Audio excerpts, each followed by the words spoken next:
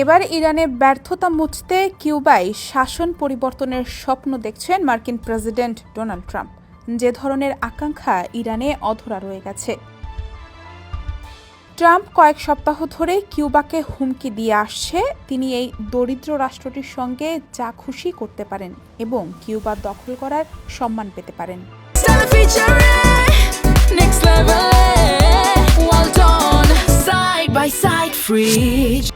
কিউবার বিরুদ্ধে যুক্তরাষ্ট্রের পুরনো ক্ষোভ রয়েছে।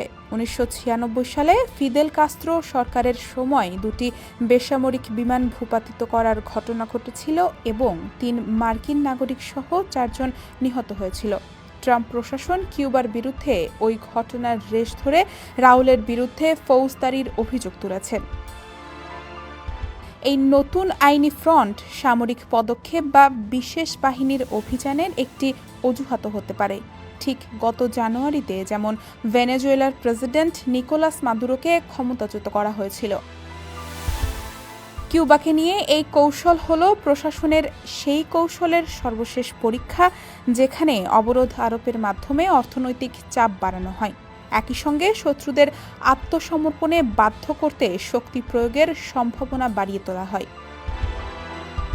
এই কৌশল ভেনেজুয়েলায় কাজ করেছিল, তবে ইরানে কৌশলটি প্রচণ্ডভাবে ব্যর্থ হয়েছে।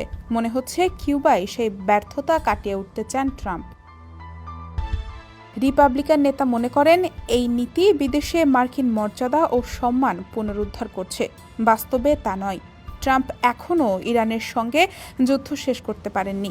ইউক্রেন যুদ্ধের অবসান ঘটাতে বা গাজা যুদ্ধবিরতি পরিকল্পনার বিভিন্ন পর্যায়ে অতিক্রম করতে এখন পর্যন্ত ব্যর্থ হয়েছেন। এ অবস্থায় কিউবাকে শত্রু থেকে অনুগত রাষ্ট্রে পরিণত করা গেলে সমগ্র পশ্চিম গোলার্ধ যুক্তরাষ্ট্রের নিয়ন্ত্রণে আসবে বলে মনে করেন ট্রাম্প। ডেস্ক রিপোর্ট, সমকাল।